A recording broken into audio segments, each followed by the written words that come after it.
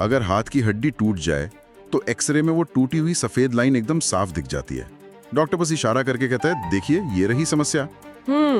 बिल्कुल, एकदम black and white. हाँ, और हम इंसानों को ना चीजें इसी तरह साफ साफ देखना और उन्हें अलग अलग खांचों में बांटना बहुत पसंद है। इसमें एक तरह की तसल्ली मिलती है कि चलो बीमारी पता चल गई। सही कहा। लेकिन क्या हो जब हम किसी पूरे देश की हेल्थ रिपोर्ट देख रहे हो? आज की इस डीप डाइव में हम जिन ग्लोबल इंडेक्स के बारे में बात करने वाले हैं, कल्पना कीजिए कि वे इसी देश के मेडिकल टेस्ट की रिपोर्ट हैं। और ये एक बहुत ही दिलचस्प नजरिया है इसे देखने का, है ना? मतलब हम अक्सर इन रैंकिंग्स को देखते हैं, अपना फाइनल स्कोर देखकर या तो खुश हो जाते हैं या फिर इसे किसी विदेशी एजेंडा का नाम देकर पूरी तरह खारिज कर देते हैं, जो कि बहुत आम बात है आजकल। वही तो। लेकिन असली बीमारी और उसका इलाज उन छोटी छोटी डिटेल्स में छिपा है जो हमारे रोजमर्रा के जीवन को तय करती है।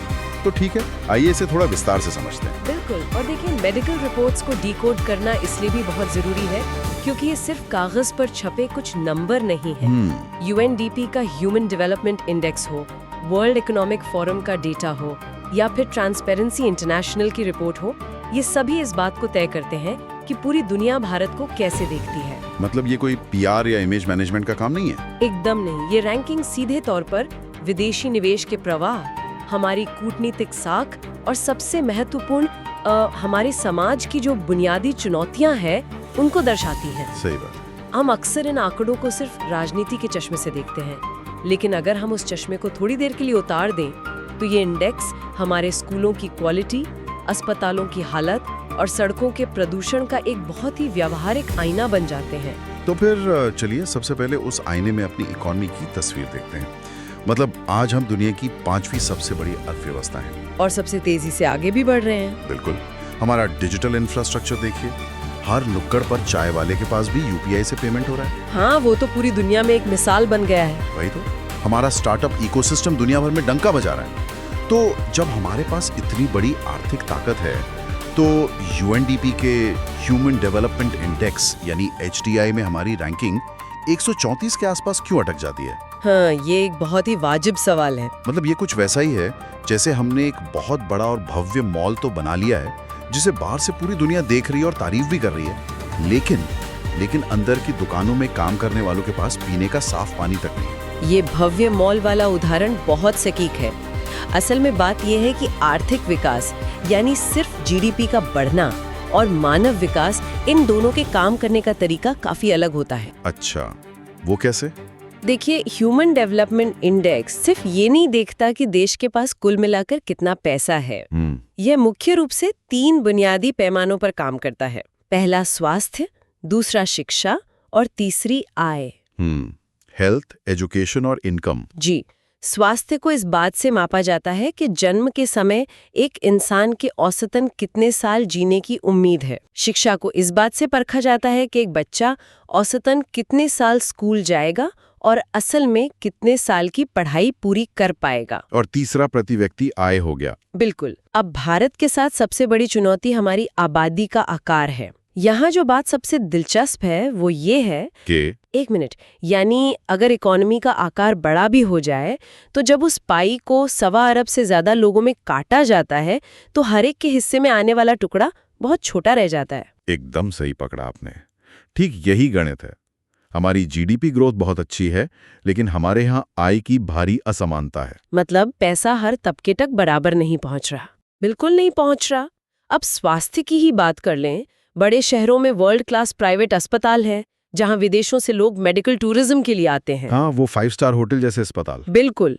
लेकिन उसी समय देश के एक बहुत बड़े ग्रामीण हिस्से में आज भी अच्छे डॉक्टरों और बुनियादी स्वास्थ्य सुविधाओं की भारी कमी है। कुपोषण के आंकड़े आज भी चिंताजनक हैं। और एजुकेशन में भी तो यही हाल है ना? जी। हमने स्कूलों में बच्चों के एडमिशन तो करवा दिए हैं। कागज पर देखा जाए तो नामांकन दर बहुत अच्छी लगेगी, लेकिन क्वालिटी का क्या? वही। उन स्कूलों में पढ़ाई का स्तर क्या है? रटने वाली प्रणाली जिसे रोट लर्निंग कहते हैं, वो आज भी बहुत हावी है। बच्चा स्कूल तो जा रहा है, लेकिन क्या वो भविष्य के लिए हुनरमंद बन रहा है?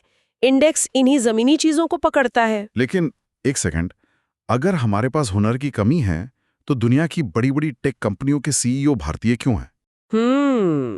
हम तो टैलेंट एक्सपोर्ट कर रहे हैं ना। फिर ये रैंकिंग्स हमें पीछे क्यों दिखाती हैं? ये बहुत ही आम गलतफहमी है। देखिए, जो सीईओ बन रहे हैं वे हमारी पूरी आबादी का एक बहुत ही छोटा और बेहद विशेषाधिकार प्राप्त हिस्सा हैं। मतलब वो अपराध हैं, नियम नहीं। बिल्कुल। अगर हम वर्ल्ड इकोनॉमिक फोरम के ग्लोबल कॉम्पिटिटिवनेस इंडेक्स को देखें तो ये बात और भी साफ हो जाती है। ये इंडेक्स बताता है कि हम मार्केट के आकार और इनोवेशन में बहुत अच्छा स्कोर करते हैं। हाँ, मार्केट तो हमारा बहुत बड़ा है। जी। और नई डिजिटल तकनीक अपनाने में हम दुनिया के कई विकसित देशों से आगे हैं। लेकिन इसी इंडेक्स में जब बात आती है ह्यूमन कैपिटल की, यानी मानव पूंजी। हाँ, जब आम लोगों के स्वास्थ्य और जमीनी बुनियादी ढांचे की बात आती है तो ग्राफ एकदम नीचे गिर जाता है। अरे वाह, तो इसका मतलब ये नहीं है कि भारत में टैलेंट नहीं है। बिल्कुल नहीं। इसका सीधा सा अर्थ ये है कि हम अपनी राष्ट्रीय दौलत को उस संस्थागत ढांचे में नहीं बदल पा रहे हैं जो देश के आखिरी व्यक्ति के हुनर को निखार सके और उसे सही अवसर दे सके। ये एक बहुत ही अजीब विरोधाभास है। मतलब अगर हमारे पास संसाधन आ रहे हैं, अर्थव्यवस्था बढ़ रही है, लेकिन वो पैसा नीचे तक स्वास्थ्य और शिक्षा के ढांचे को सुधारने में नहीं लग पा रहा है, तो पैसा कहाँ अटक रहा है? और यहीं से पूरी व्यवस्था और गवर्नेंस का सवाल उठता है। हाँ, क्या ये सिस्टम की सुस्ती है? और यहीं से मुझे ट्रांसपेरेंसी इंटरनेशनल और इकोनॉमिक्स इंटेलिजेंस यूनिट के डेटा की याद आती है।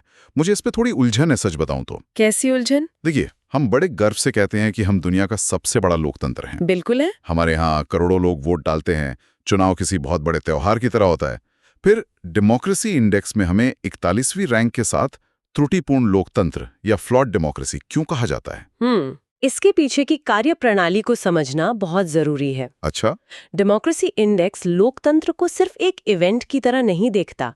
चुनाव कराना, और वो भी इतने बड़े पैमाने पर शांतिपूर्वक कराना, भारत की एक बहुत बड़ी उपलब्धि है। हाँ, लॉजिस्टिक्स ही अपने आप में चमत्कार है। बिल्कुल। और इस श्रेणी में, जिसे चुनावी प्रक्रिया और बहुलवाद कहते हैं, इसमें भारत का स्कोर हमेशा बहुत अच्छा रहता है।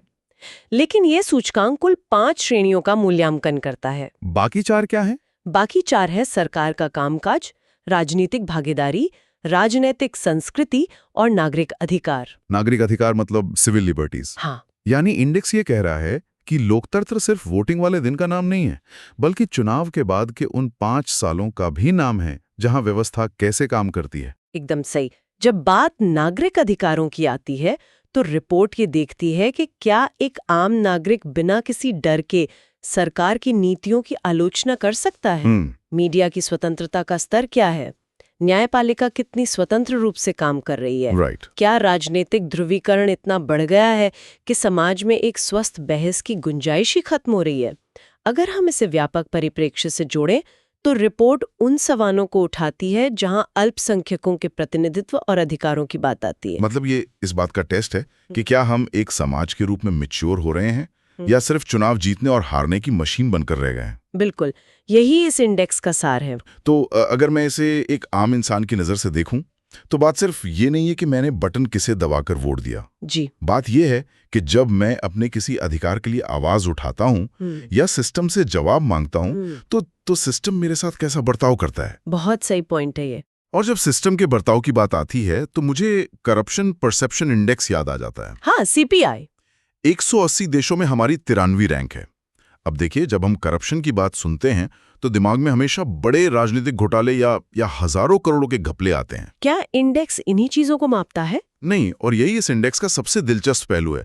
ट्रांसपेरेंसी इंटरनेशनल का यह सूचकांक मुख्य रूप से पब्लिक सेक्टर में भ्रष्टाचार की धारणा को मापता है। धारणा मतलब परसेप्शन। हाँ, ये रोजमर्रा के जीवन में आम आदमी और बिजनेस को होने वाली उस परेशानी के बारे में जिसे हम घर्षण या फ्रिक्शन कह सकते हैं। अच्छा। ये उन बड़े घोटालों से ज्यादा उस छोटी सी रिश्वत के बारे में जो किसी को अपना जायज काम करवाने के लिए भी देनी पड़ती है।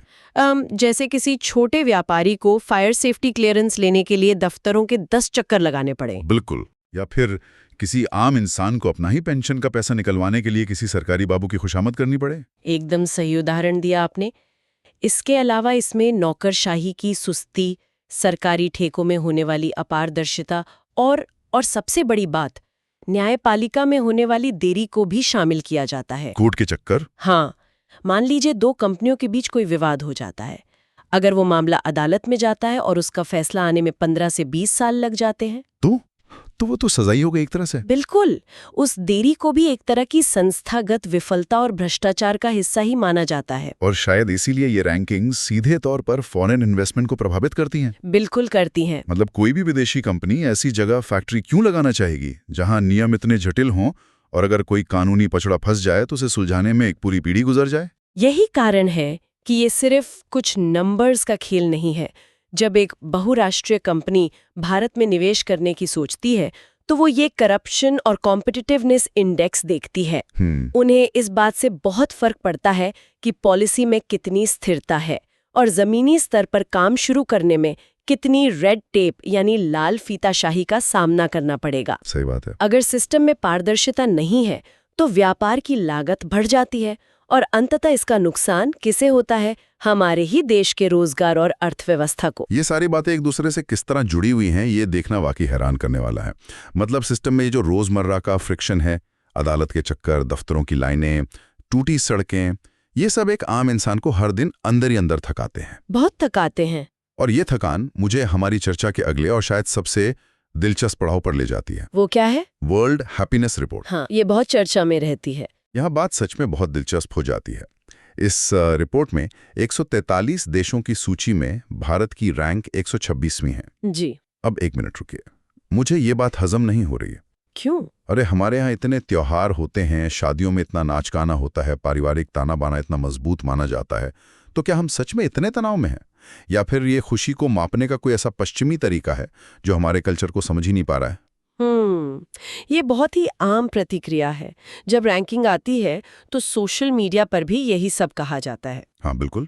शुरू में ऐसा ही लगता है, लेकिन अगर हम समझे कि ये रिपोर्ट अपना डेटा कैसे इकट्ठा करती है तो पूरी तस्वीर बदल जाती है। अच्छा, कैसे करते हैं ये डेटा कलेक्ट? ये डेटा गैलप वर्ल्ड पोल से आता है।